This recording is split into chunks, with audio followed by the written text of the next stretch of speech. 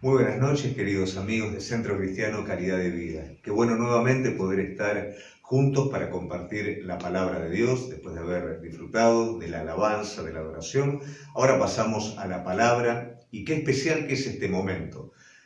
Cuando tenemos una reunión, cuando tenemos un culto, no es un día más. Estamos dándole al Señor lo mejor en nuestra alabanza, en nuestra adoración y nos preparamos para recibir la palabra de Dios. La palabra que nos va a edificar, la palabra que tiene un propósito, porque no sale de la boca de Dios, sino ha de cumplir aquello para lo cual fue enviada. ¿Qué quiere decir esto? Que lo que vamos a estar escuchando ahora, si prestamos atención, la palabra de Dios seguramente va a estar tocando nuestro corazón en ese lugar específico que necesitamos.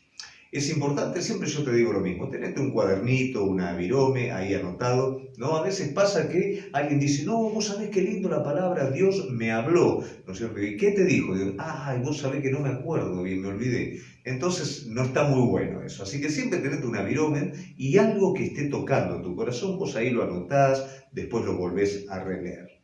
Bueno, me gustaría que en esta noche pudiéramos estar hablando de un tema que tiene que ver con el éxito nuestro en la vida. El éxito no tiene que ver simplemente la adquisición de cosas en nosotros, sino que tiene que ver con esa plenitud que Dios preparó para con nuestra vida, con ese carácter maduro y que con ese propósito que el Señor de la eternidad trazó para cada uno de nosotros y que nosotros lo podamos alcanzar.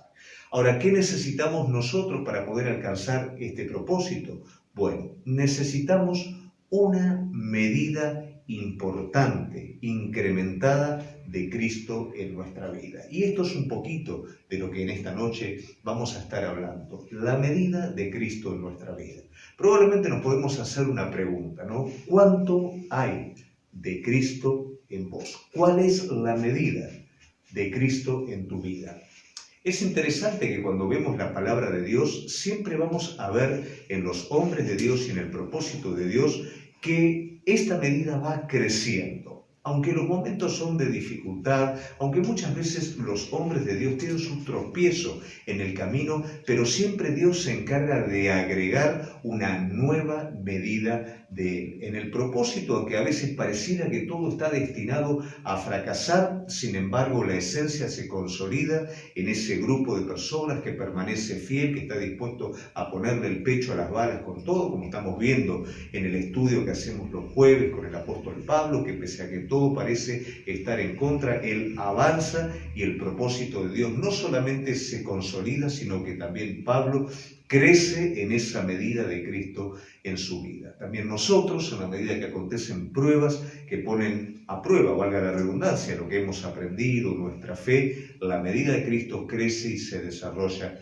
en nosotros. Esto tiene un porqué y la necesidad de una medida creciente de Dios en nuestra vida tiene un porqué. Si nosotros nos remontamos a la creación del hombre, vamos a ver que el hombre fue creado con una sustancia, fue creado con una medida sobreabundante de parte de Dios. Dios hizo al hombre conforme a su imagen y semejanza y sopló en él aliento de vida. Dios plasmó su carácter moral en la vida del hombre, o sea que el hombre inicial rebosaba de esta medida, pero luego la caída hizo que la medida de Dios se diluyera en la vida del hombre y el hombre quedase encerrado en sí mismo, deteriorando de esa manera la imagen de Dios e identificándose más con la esencia del enemigo que lo tentó y lo hizo caer.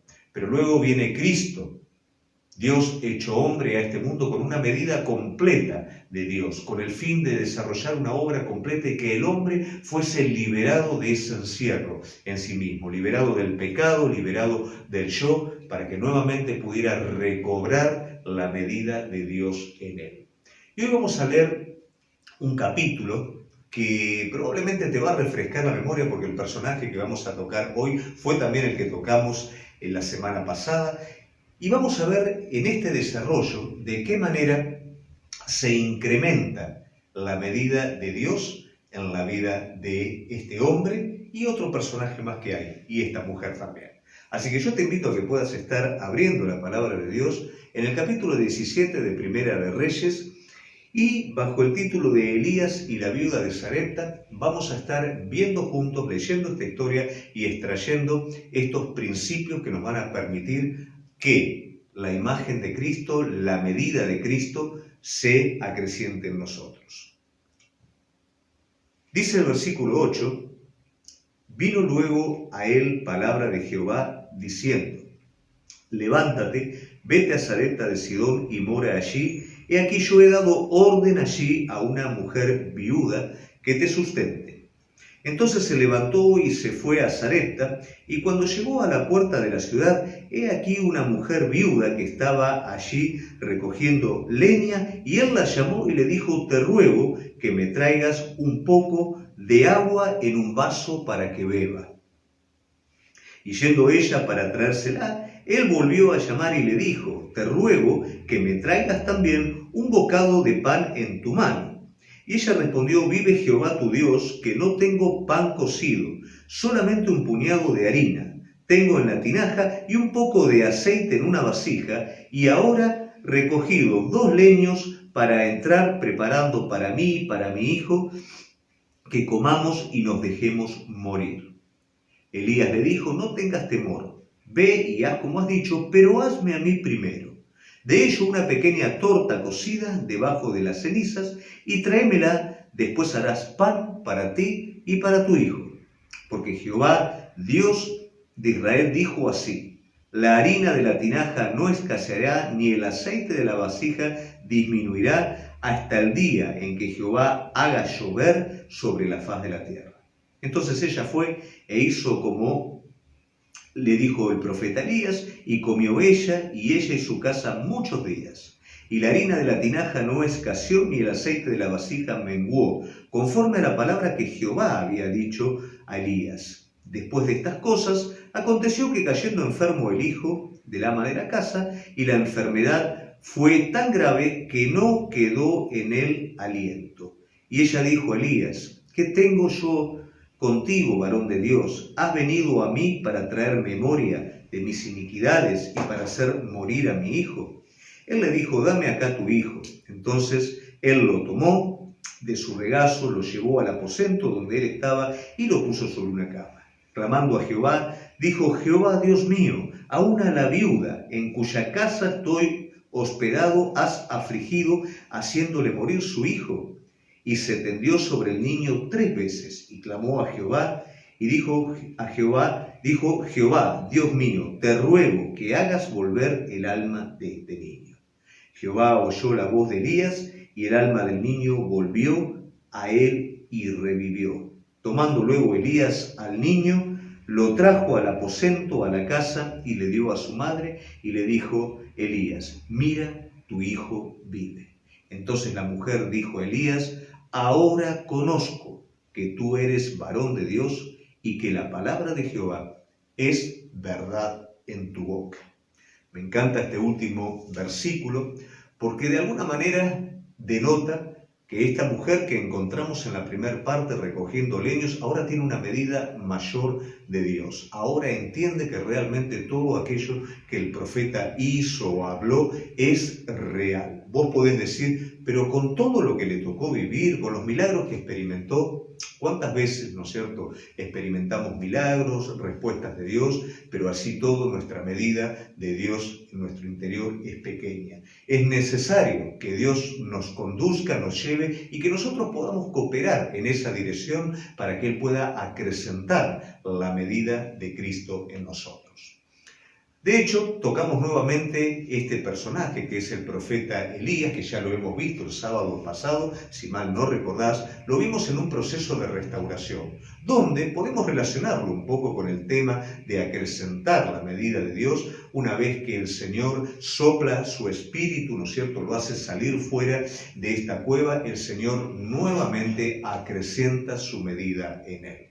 Nosotros podemos crecer simplemente por oír la palabra de Dios, por cooperar con la dirección del Espíritu Santo, o también podemos crecer en el momento en el que caemos o en el momento en el que tropezamos. La palabra de Dios, la soberanía de Dios está allí presente, la mano amorosa de Dios está presente para levantarte, para Él poder nuevamente revelarse a tu vida y que esa medida de Dios crezca. Cada vez que hay un corazón conforme al de Dios, el Señor acrecienta.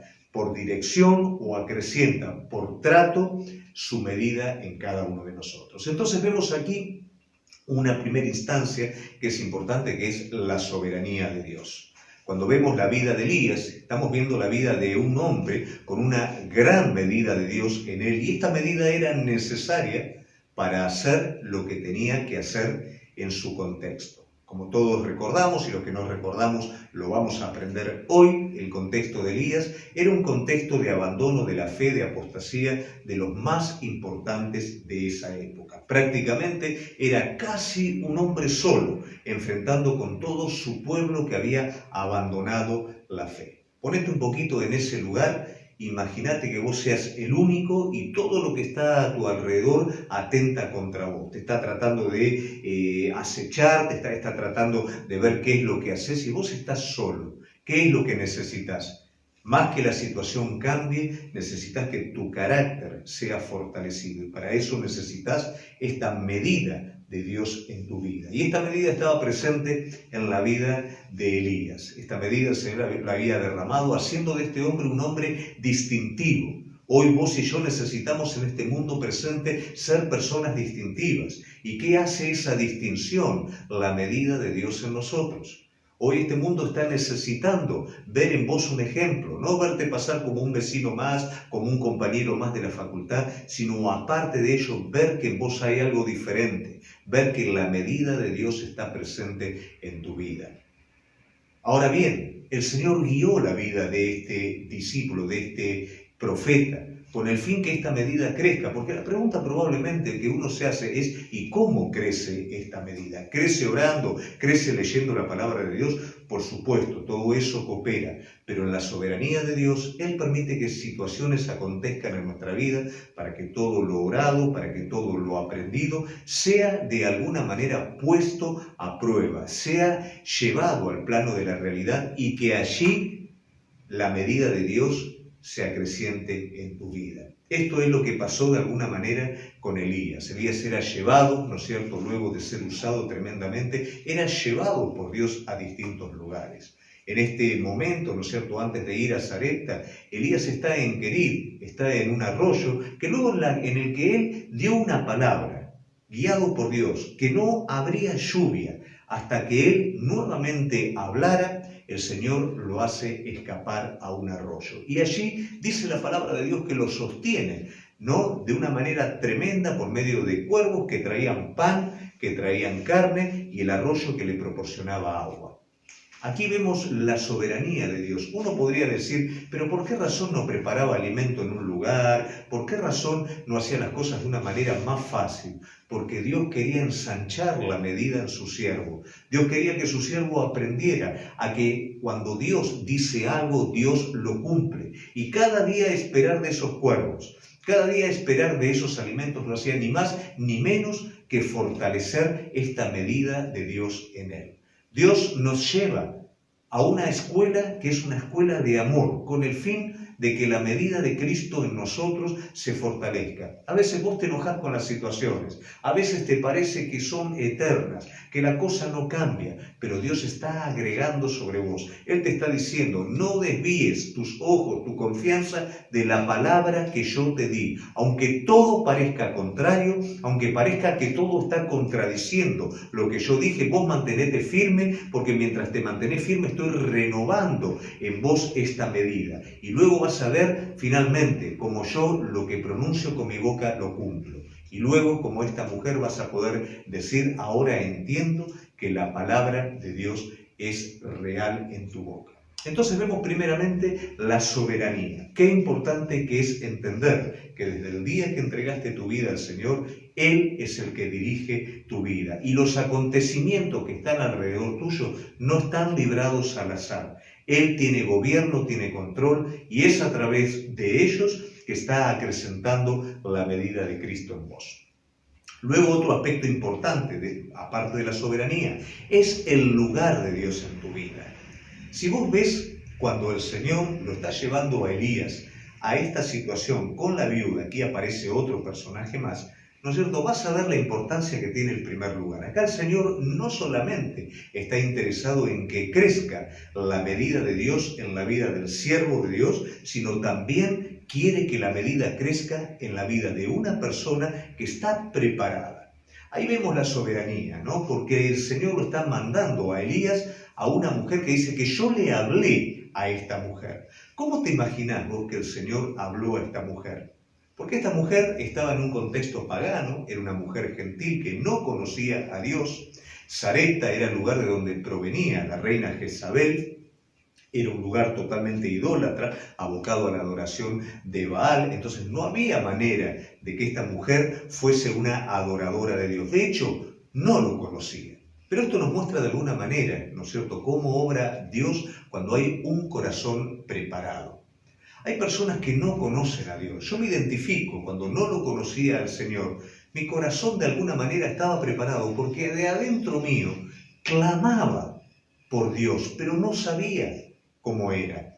No sabía, no había nadie que me hablara de Dios, no sabía de qué manera.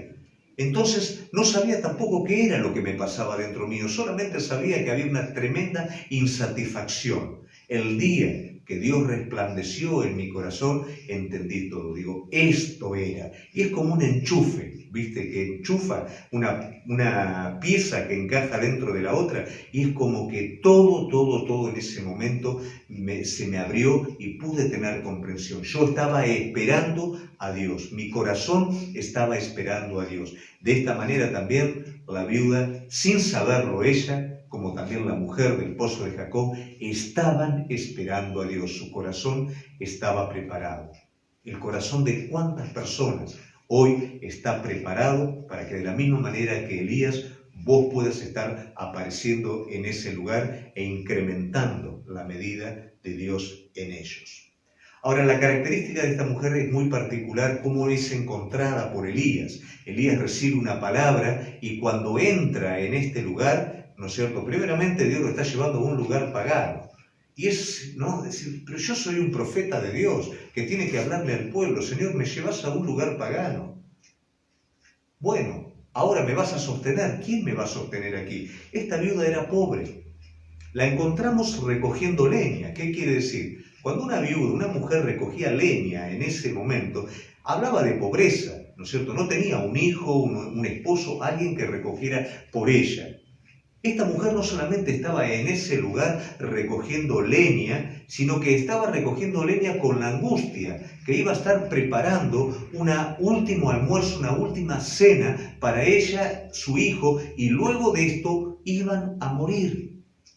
Vos imaginate en ese momento un trabajo pesado para una mujer, un trabajo sin esperanza, un trabajo en el cual lo que estoy haciendo es el último plato de comida para nosotros y ya dejarnos morir. Acá no hay esperanza de nada. Pero te dije anteriormente que esta mujer tenía un corazón preparado. Y aquí es donde aparece el profeta Elías. El profeta Elías tiene que incrementar también de Dios en su vida. Entonces él hace un acto de fe. Como Dios le habló que esa viuda iba a estar sosteniendo su vida, él le pide a la viuda un vaso de agua. Pero ¿recordás todo lo que te dije acerca de la viuda? ¿Qué pasaría si vos fueras la viuda? ¿Qué pasaría? ¿Tendrías ganas, tiempo, voluntad para darle a Elías un vaso de agua cuando sabés que lo último que vas a estar haciendo ahora es dar de comer a tu hijo, vos, y terminar? ¿Tendrías tiempo para eso? ¿Cuántas veces nosotros, por mucho menos, somos avaros con nuestros tiempos para con los demás y no somos capaces de hacer lo mínimo por alguien? Pero este vaso de agua que parecía algo tan insignificante era algo tremendo. Para Cristo un vaso de agua a un pequeñito es hacer la obra más maravillosa que vos podés hacer a Dios. Para Cristo, un vaso de agua a alguien insignificante hace que eso sea la primera cosa, hace que eso ocupe Él el primer lugar, porque cuando lo haces por el más pequeño, dice la palabra de Dios, lo estás haciendo por mí. Esta mujer estuvo dispuesta a llevar un vaso de agua al profeta. Esta mujer estuvo dispuesta, en medio de su angustia, a darle el primer lugar a Dios. ¿Acaso no relegamos a Dios muchas veces cuando las cosas nos van bien? Y cuando las cosas nos van mal, nos olvidamos y echamos mano a nuestra desesperación, a esa medida natural de hombres que tenemos. Ese es el momento de que realmente la medida de Dios se acreciente en nosotros. Ahora el profeta avanza en esto y avanza en la medida de Dios sobre su vida en un acto de fe, pidiéndole después de todo lo que escuchó a la mujer, pidiéndole que esa tarta de pan, ¿no es cierto?, esa torta que él iba a estar haciendo, se la diera primero a él. Esto parece algo, ¿no es cierto?, cruel, esto parece algo salido, ¿no es cierto?, desde lo más perverso, pero aunque parezca mentira, esto es un acto de fe que está poniendo a Dios en primer lugar. El profeta está poniendo a Dios en primer lugar y le está enseñando a la mujer a colocar a Dios en primer lugar. Porque el profeta escuchó la voz de Dios y sabía que si la mujer respondía habría una provisión abundante para él y para ella. Pero ella también tenía que hacer un acto de fe. Y ella está dispuesta a creerle al hombre de Dios. Hay un párrafo en el que ella lo identifica a Elías, ¿no? Y le dice, tu Dios. ¿Qué quiere decir? Esta mujer lo conocía de alguna manera, ¿no es cierto?, al Dios de Elías. Ella toma la actitud y Elías toma la actitud en toda esta situación de ponerlo a Dios en primer lugar. ¿Cuál es el lugar que le estás dando en la situación que hoy estás viviendo en tu vida?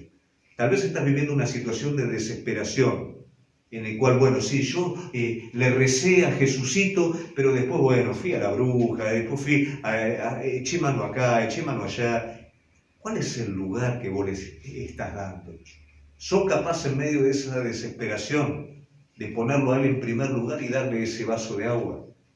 De escuchar esa palabra y decir, sí, primero voy a ir a Dios, primero voy a hacer lo que Él me dijo.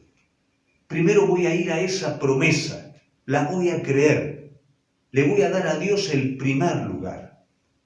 Y este principio acrecienta en la vida de cada uno de nosotros la estatura, la imagen, el carácter de Cristo, la medida de Dios que necesitamos, ponerlo a Él en primer lugar. Y esto fue lo que la mujer hizo. ¿Cuál fue el resultado? Provisión.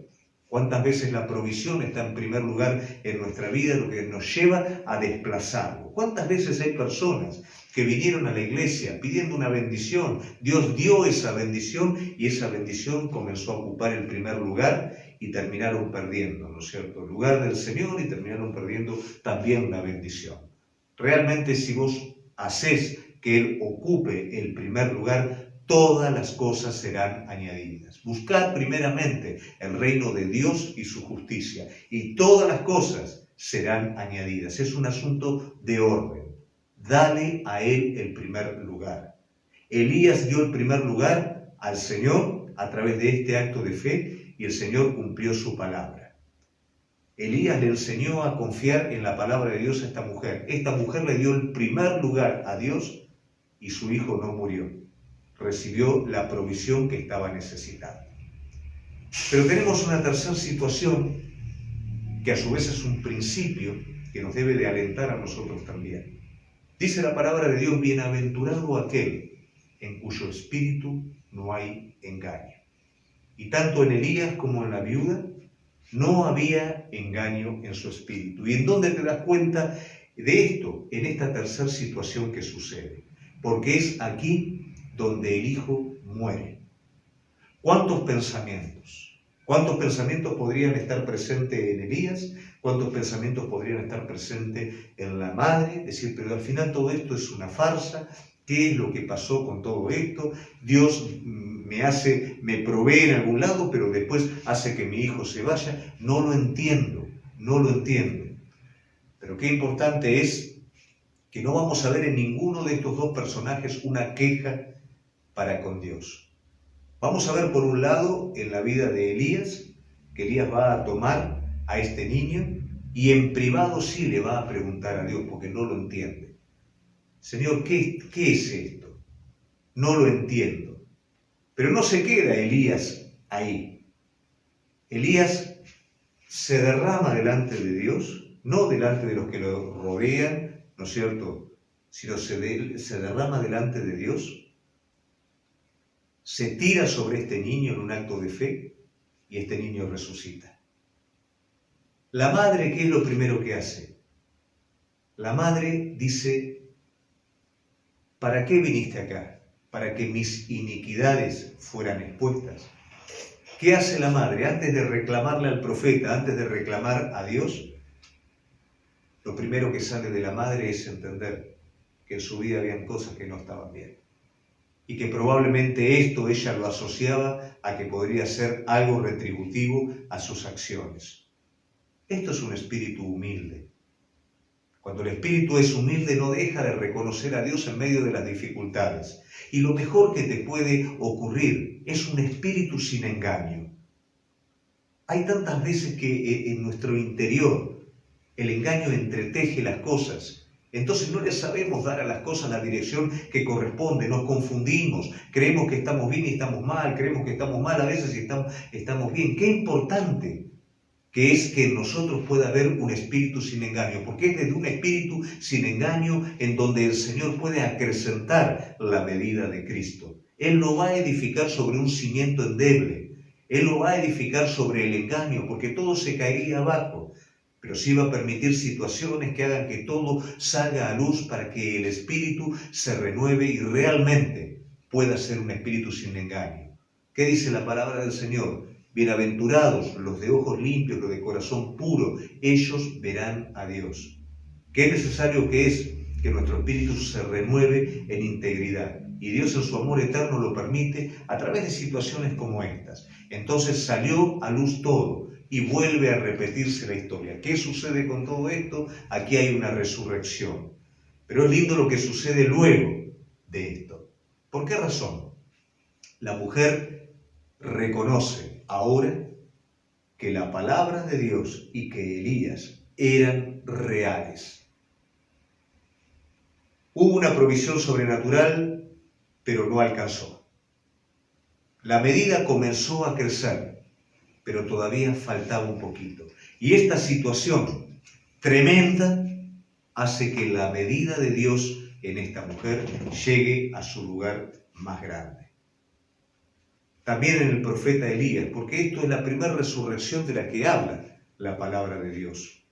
Entonces vos fíjate que después que todo esto pasa, Elías no es el mismo Elías, hay una medida de Dios mayor en él. La mujer tampoco es la misma, hay una medida mayor. La mujer ahora entendió que pase lo que pase, la palabra de Dios es real. Y vos y yo hoy tenemos que creer y entender que más allá de todo lo que podamos sentir, de todo lo que pueda ocurrir, si Dios habló, es real. Y es ahí donde la medida de Dios se desarrolla, crece y se acrecienta en nuestras vidas. ¿Cómo sigue todo esto? Ya para finalizar, como te dije, Elías cosecha ese primer milagro tremendo de resurrección. Y la vida de Elías es una inspiración para todo el pueblo de Dios a lo largo de todos los tiempos. De hecho, Juan el Bautista dice, vendría en el espíritu de Elías. Hoy estamos hablando de Elías. La mujer, Jesús nombra a esta mujer. Vos vas a ver déjame ver un poquito.